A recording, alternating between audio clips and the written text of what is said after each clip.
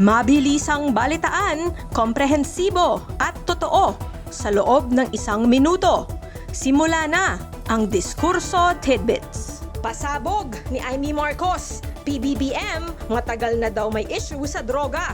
Palasyo, kumontra. Buwelta naman ni Sandro Marcos, hindi daw ito asal ng isang tunay na kapatid.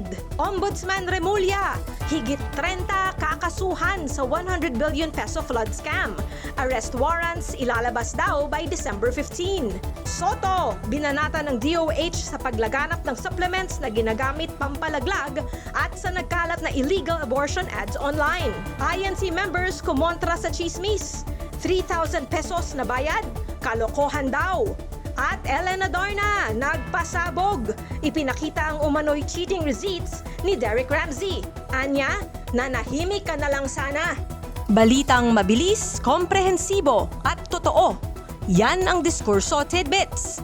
Basahin ang tungkol sa lahat ng yan at sa marami pang ibang nakatutuwa at makabuluhang balita sa diskurso.ph.